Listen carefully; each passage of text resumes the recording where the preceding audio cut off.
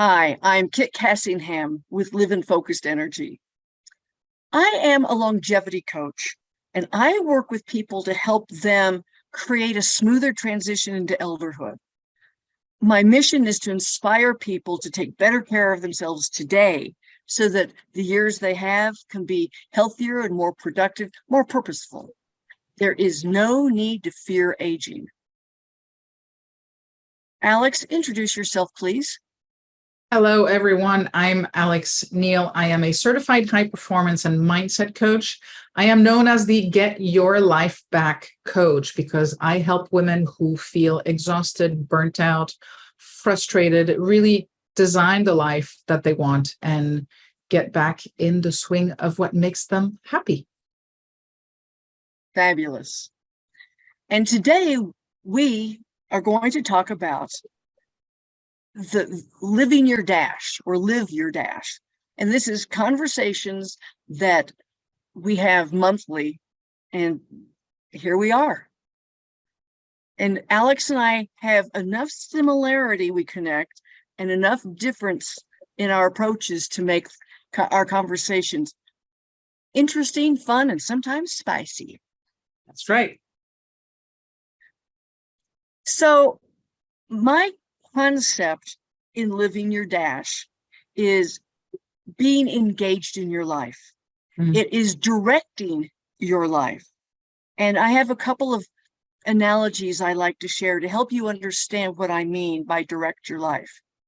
You can be the flotsam in the sea, just being pushed around back and forth with the tides and the currents. Or you can be the ship cutting through the water with a distinct destination in mind.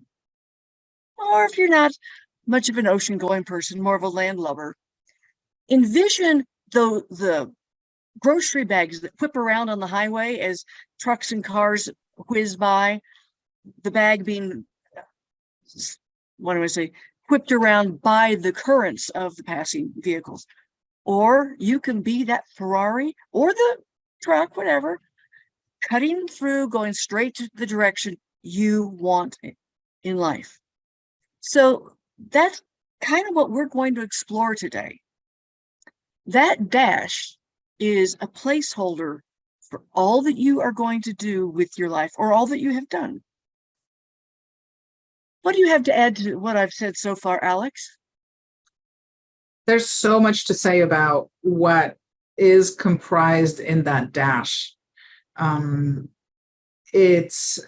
me, it's having a sense of freedom and independence, right? It's about living your life on your terms, not living the life that somebody wants you to live.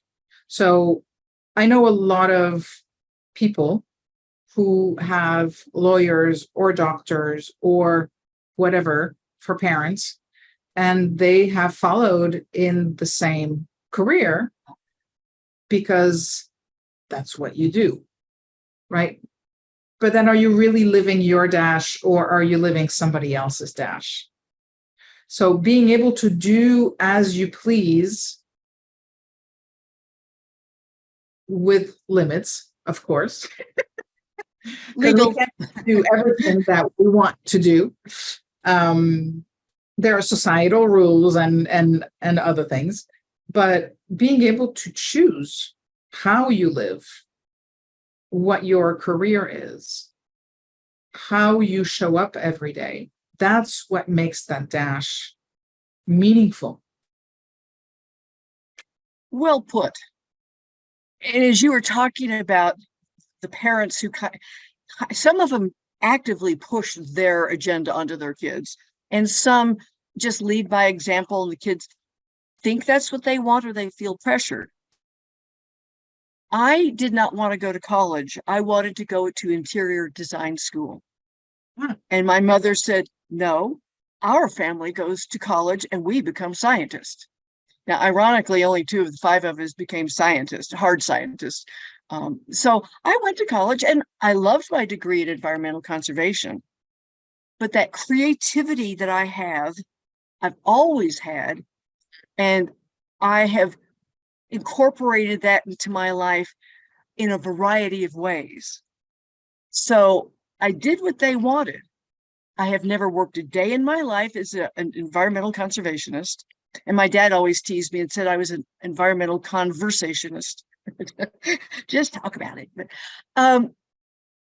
so I have learned how to make my dash my own, despite my mother's, and I'm not even going to say it was dad's dream, but mom's guideline for what our family does. Yeah. It's funny that you talk about going to college, because it makes me think of my beau, who also did not go to college, but whose parents very much insisted that he go to college. And yet you talked about leading by example, and they never went to college. So he saw his dad come up working, from sweeping warehouse floors to an incredibly successful salesman. And he's like, I want to do that. And yet they wanted him to go to college because they didn't have the opportunity to do that. Right. So he's learned to fill his dash his way, but they had some difficult conversations. I'll bet they did. And, Randy did go to college, but he held off, not for a year, but for like 5 years. Okay. He knew starting like the age of 5, he wanted to be a writer. But he was told he should go to college to be a psychologist. But what he did was he worked as an EMT in the Bay Area. And he and his buddy had done a variety of first responder related things in high school. And so this was just an extension of that. And after doing that for 5 years, he goes, okay, I'm ready to go to college.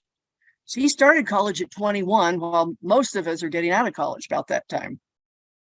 And he got a degree in journalism, and he has done his thing with it, not following traditional journalistic paths.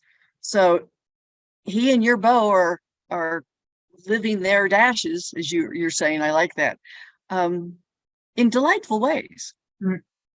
And in ways that are their own and that are meaningful to them. Because what's the point of being here and doing something that makes us unhappy, doing something that we feel obligated to do, doing something that doesn't give us that charge and doesn't make us want to jump out of bed in the morning because we're living our passion. So when we're true to ourselves and living our passion, we do jump out of bed. We look forward to the morning and the day, doing our thing. Interesting. I just want to share. Go ahead. Like when I was still working in corporate, especially towards the end, when I was really burnt out and really exhausted, I would wake up in the morning and I was like, oh, I'm going to go back and I got to do it all over again. Right.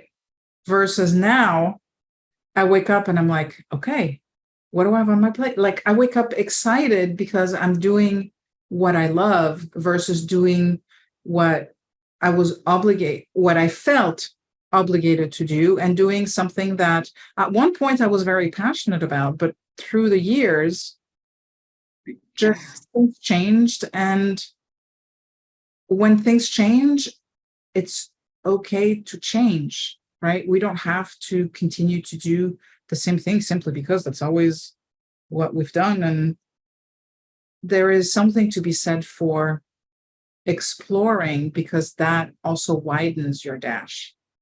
Absolutely. And that's what I used college for, was to expand. So even though I was registered as an environmental conservation major, I had fun taking sociology and anthropology and physics and all kinds of things above and beyond what the requirements were. So I stayed true to myself. I was still creative by the classes I chose. I took a course in religions of the world. Doesn't relate to environmental conservation, but I found it interesting. Being actively engaged in what we do, I think, is important. Yeah. And how quickly did you realize you had changed from your passion in the corporate world and before you took action to leave it? It took me a while. It wasn't an overnight. Well, the decision to leave was an overnight decision, but the reflection and getting ready to do that took maybe 3 years. Okay. So it took a while. And part of it, a lot of it was I felt I had responsibilities towards my family, right? Financially. Yeah. And that was the big thing because it wasn't just the money, it was the benefits, it was, all kinds of other things. And when I finally made the decision to leave, it was really scary, but I felt myself coming back to life. And that was fabulous feeling, wasn't it? Yes. It was so scary, but it was totally worth it. Yeah, it is scary. You feel like you're jumping off a cliff without a parachute. And Yep. what is going to soften the landing for you?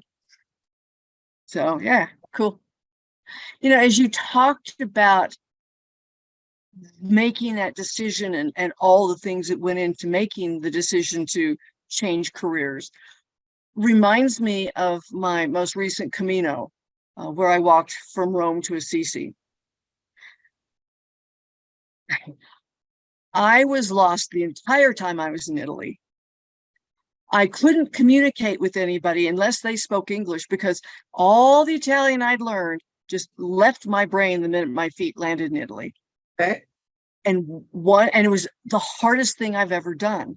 I had not prepared enough for the physical aspects of walking up and down hill all day, every day. So it was hard. And one day walking uphill, I got caught in a hailstorm and it opened up so fast. I didn't have time. There weren't any trees. I didn't have time to pull my rain poncho out. But there was a couple at the top of the hill who were waving pilgrims into the house to get out of the hailstorm. So, and I learned that if I held my hiking poles in front of my face, the poles could push up on my hat, which is a big brimmed hat. And that buffered my head from the hail hitting. And then my arms were under so I was protected, though it still kind of stung. And later that day, as I continued, I still don't know what it caused it, but I tripped and fell flat on my face. And it was a nice, soft, mossy, leafy area. So, but as I hit all the way up to here, I'm going, oh, that's going to leave a mark. It didn't. But the rest of my walk that day, I'm thinking, I'm not having fun. Yeah. This is not what I signed up for. So when I got to my lodging that night, called Randy and I said, I'm quitting. I'm not going to, I'll get to Assisi. But once I get to Florence, I'm going to play tourist and then come home. I'm not going to walk back to Assisi. And everybody I told was very supportive of that decision, because they knew how dedicated I was to doing it. And they knew that the moment I wasn't dedicated, that the passion was gone. Yeah. I had one friend who said, oh, are you sure you want to do that? It means so much to you. The fact I've decided to quit tells you the passion's gone. When you aren't having fun, why keep doing it? Yeah. So it's different from yours, but related. Yeah. To change paths for any number of reasons. Yeah. And we can change, like you said, there's so many different reasons why we might decide to do something different, right? Mm-hmm. But part of it is also how we think about things. If we're in a situation which that we don't like, and we're not in a position where we can leave to do something else, we can train our mind to look for something good in there that can help us to cope and that can help us to find a way to make it fun. And to feel the value of giving our very best all the time. I think that adds value, and that sure makes that dash more interesting. Yeah. When you can stand up proudly and say, I gave it my best. Yeah. Yeah. Living your dash requires being true to yourself, which is kind of what you're talking about with all the things you discussed. Being happy, your passion, all of that. Yeah. And it also, I think, requires us to be an active participant. I know people who zombie through their days because they're flotsam. Disconnected, right? Yep, They're disconnected they're the flotsam. from their dream. They're disconnected from their passion. They're disconnected from their life. Their emotions, probably. And yeah. It's makes that dash meaningless in a way. It's not as fulfilling as it would be if they were engaged and directing their moves, their actions, paying attention to what their emotions were telling them. And maybe what their brain is telling them. Sometimes our brains tell us things that we want to ignore. Yeah, and maybe the brain is saying you have to hang in there when the heart is saying it's time for me to leave. It's time for me to do something else. Because of all the other stories that we tell ourselves about not being good enough, smart enough, whatever enough, right? And being afraid to follow our heart. You know, part of the reason I wasn't having fun on my Camino was that I was by myself. I was going the opposite direction from everybody else. And so I would see people and get to talk to them or interact with them. Fortunately, most of the people I interacted with did speak English, the people I crossed paths with.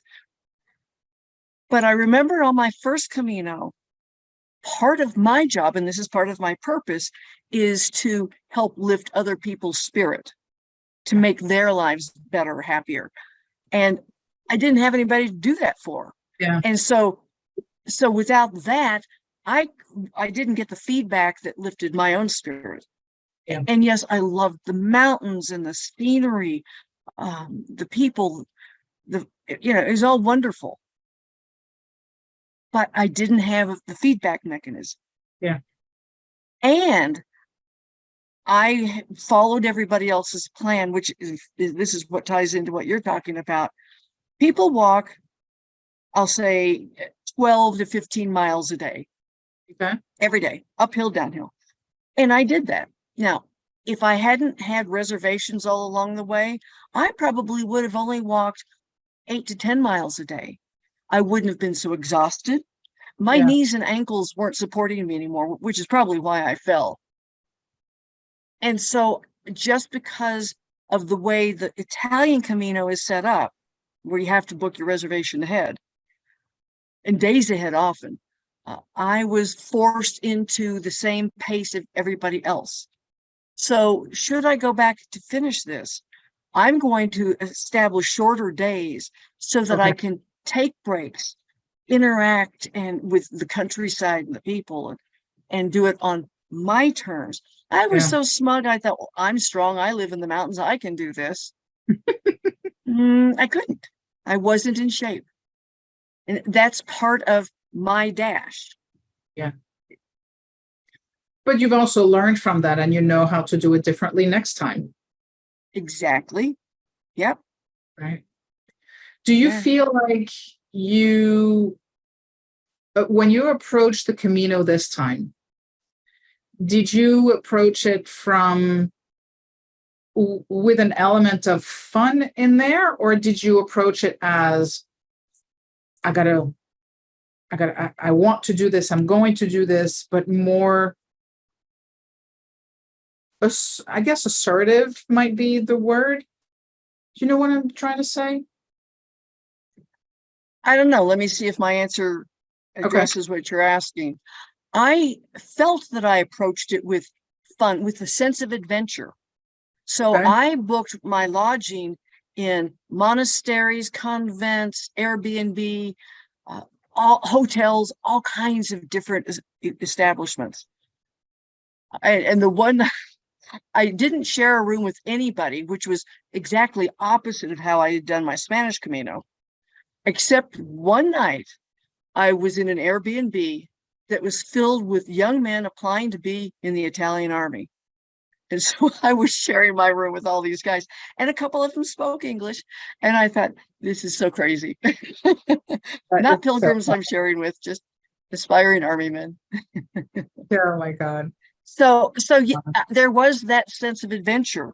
I tried to learn Italian so I could interact with people. Yeah. So, and it didn't occur to me that the pace I was taking was too much. Too much. Okay. So it ended up, so then did it switch from being fun to feeling like an obligation? If I'd kept walking, yes. Yeah. Okay. But so what I did, I started taking the bus from one town to the next. My innkeeper one night, when I said, okay, so where do I catch the bus? He goes, oh, I'll just take you. I mean, we did this through translation. When I had Wi-Fi, I could do translate, but I made the mistake of not doing a SIM card. Never do that again. So he dropped me off on the far side of town from my Airbnb. So I got to wander through that town and explore.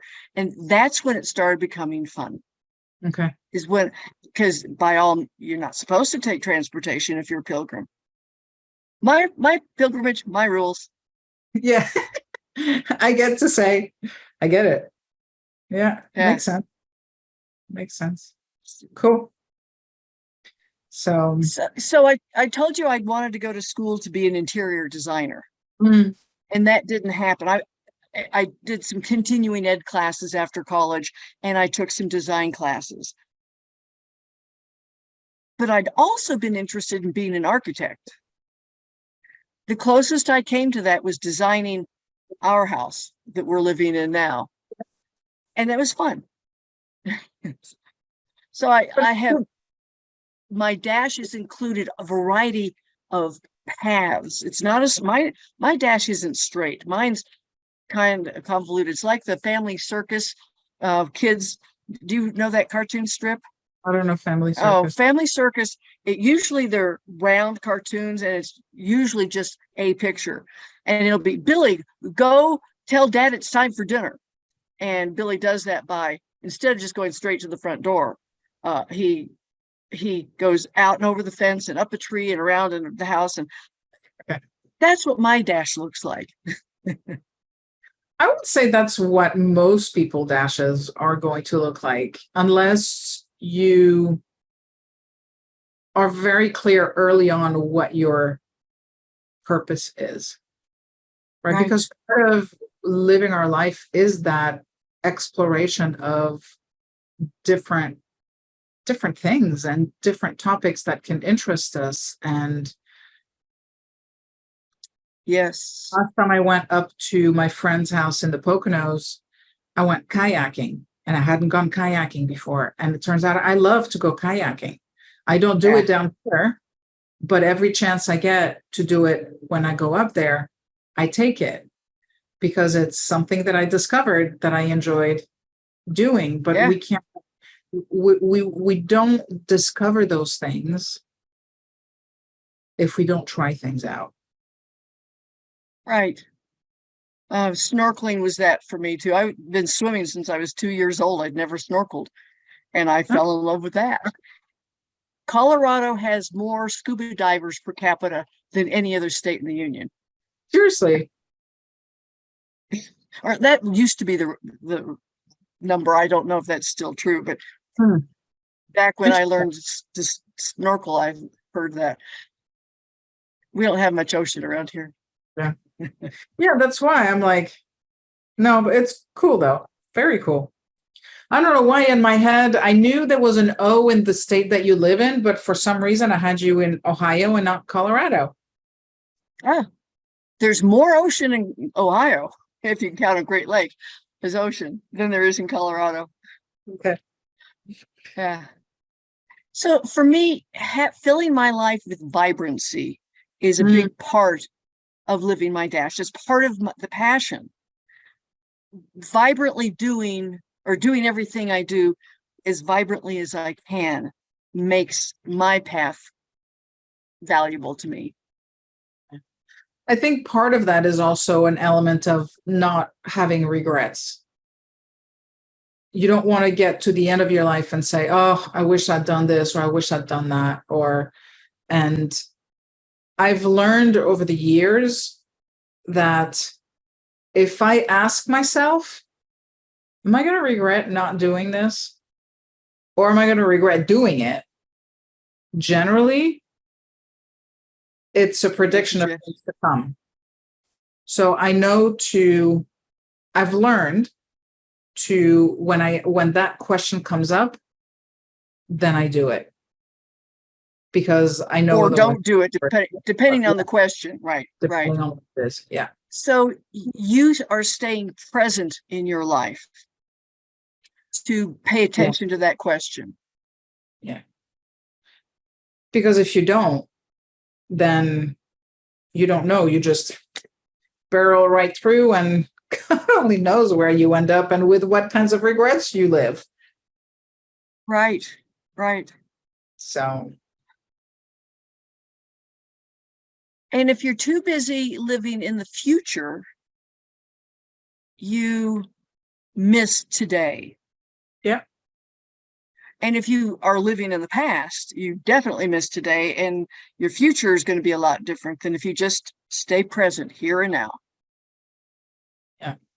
And it doesn't mean that you don't have goals, because Exactly. part of us being human and what makes us happy is to strive for things that we want to have or goals that we want to have Yeah. in our lives. But you have to be able to enjoy the moment that you're in, because otherwise you're just chasing for the sake of chasing, and you'll never be satisfied because you don't take the moment to appreciate what you have and what you're doing. You don't get to enjoy the process Mm-hmm. of getting to the future. And keeping the future in front of you is kind of like the golden carrot. Mm. But you can't focus exclusively on that. You'll Yeah. trip on things in front of you otherwise. Yeah. And my way, when I was listening to a podcast and I came away from the podcast. Podcast is about creating your life, manifesting. And part of what they were talking about was to have that goal just far enough away that it's not now, Yeah. but it's close enough to be tangible, and not so close that it's personal, like just another version of you right now, because that's not as inspiring.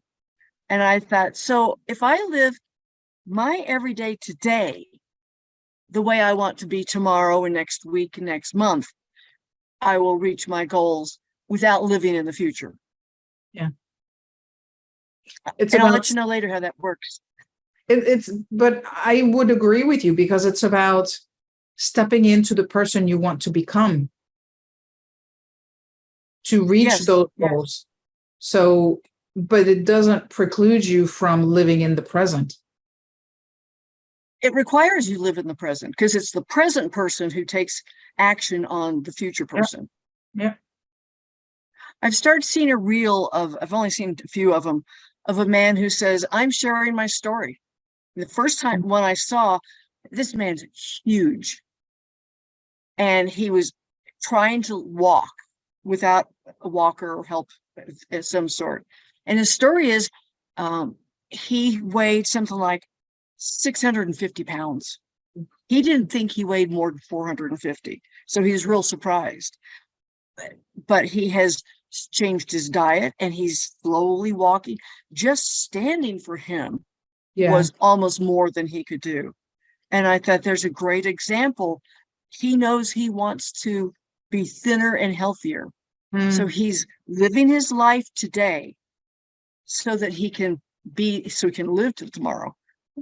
That's an interesting dilemma, because he hasn't been thin in a long time.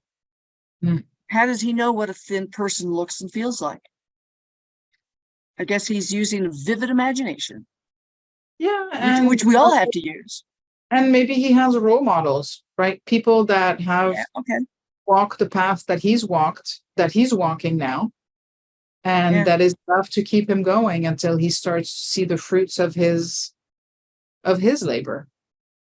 Well, he's lost, I think he said 200 pounds in the past several years.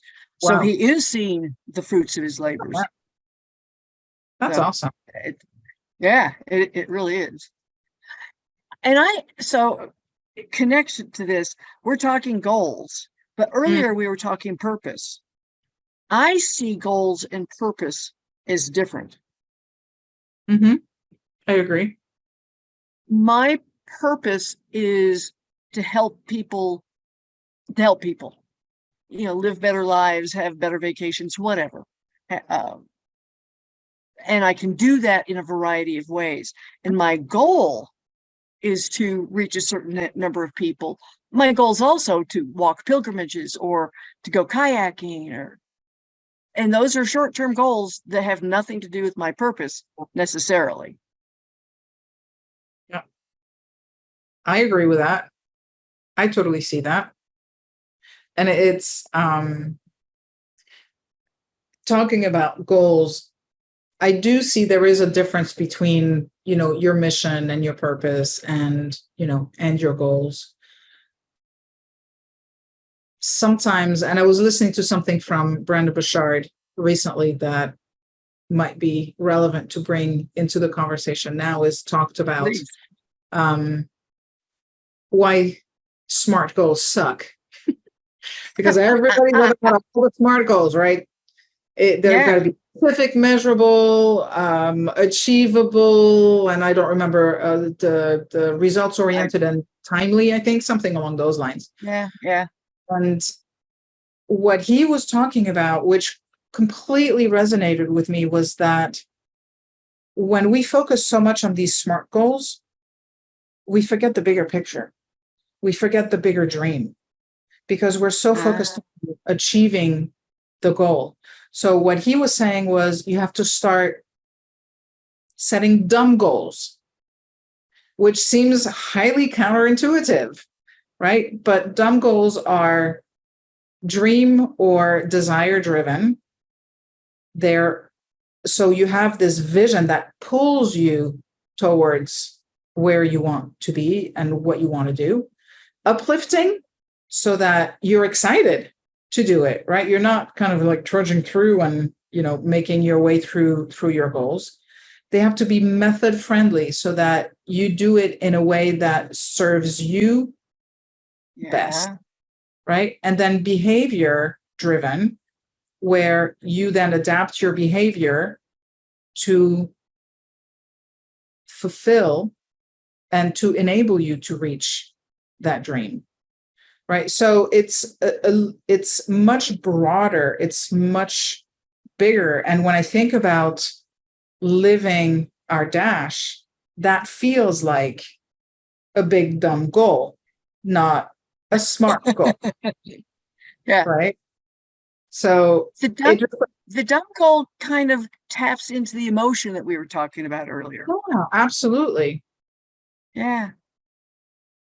Absolutely. Because you get excited, you get you start doing things and behaving in a way that is more congruent with achieving that big desire, that you have. So I like the idea of having big dumb goals. That resonates. Yeah. I have been trained for years on how to schedule my day to be most productive. But my lifestyle and the way my brain works, a rigid structure that, oh, it's 10 o'clock, I've got to do this. Oh, it's 10:30, time to do this. That doesn't work for me. I'll be working and all of a sudden the pager goes off and it's time to go off on an ambulance call. And when I come back, do I finish what I was doing when the pager went off, or do I fall into the time slot of what time it is now? So I came up with, kind of like dumb goals, I came up with flexible schedule. Yeah. And it goes against a lot of what I've heard.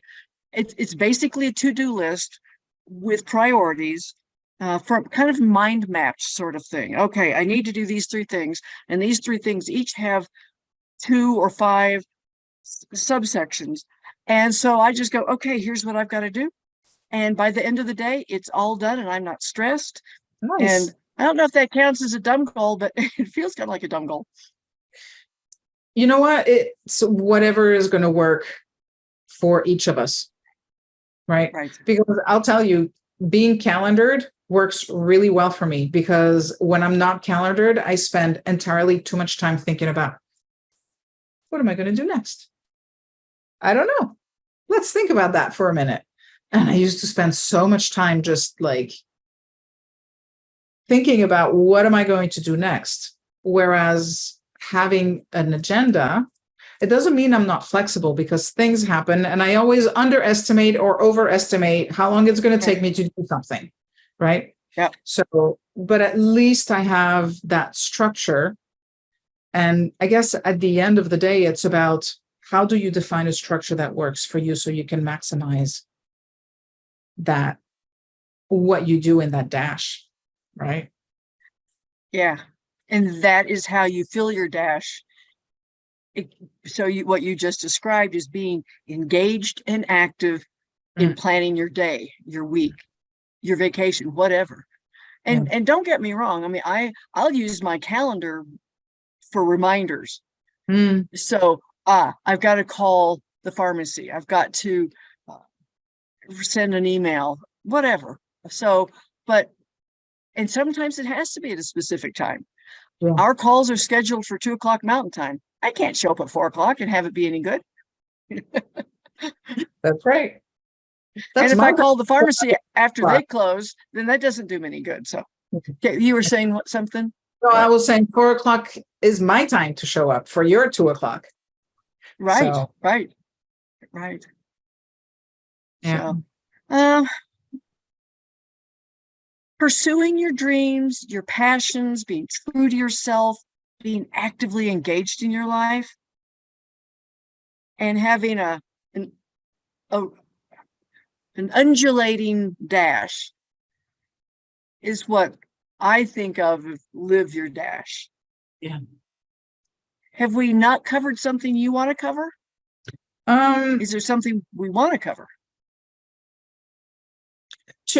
One thing, which I think is important if we're going to live our dash to the fullest, is that we have to learn to live for ourselves and stop trying to please everyone around us. Especially when that pleasing is at the detriment of our own satisfaction and of our own happiness. Because I've seen, and I've done it, I'm not immune to, feeling obligated to do things or doing something or saying yes to something when I know I really don't want to do it. So trying to minimize those instances and learning to listen to ourselves so that when someone asks us to do something, or when we feel obligated to do something because of family, whatever, either doing it eyes wide open or not doing it because that's what is going to serve us best. Right. And I think if you are in the habit of living your life your way and you're kind about it, people will appreciate that the integrity it takes to say, no, thanks, I can't, I'm not going to do that. That doesn't fit with my needs, my wants. I think most well-adjusted people will do that. But I think you have a lot of people out there that have their own trauma that gets in the way of Yes. being able to accept an answer like that. So it's theoretically, I am with you 1000%. Realistically, I don't know how often we can make that happen. Well, and I'm not saying I'm doing it, but kindness and true to yourself have to go hand in hand. Agreed. Because you have to be kind to yourself. It's one thing to be kind to other people, but the number one person you ought to be kind to is yourself. Yeah. Yeah, because you can't get away from you. We got to live. You might as well. That's right. Yeah. Yeah. That's right. I think we've covered a lot of territory. Yeah, I think so. I can't think of anything else off the top of my head. You'll think of it after we close the call. Probably. So our next call is going to be on August 9th, where we talk about finding fulfillment. Ooh. I suspect you've got a lot to say there. I suspect I might. That's awesome. I love that topic. Ooh, I look forward to next month. Me too. So, okay. Do you have anything to offer people? A call to action or? I will be running a webinar in August. I believe the date is August 5th. I'll share the information with you. It's going to be about 3 keys to reduce overwhelm and exhaustion. So I think that's going to be fun. Oh, that'll be wonderful. I'll look forward to, I might even try and pop in. We'll see what my schedule lets me do. I hope you do.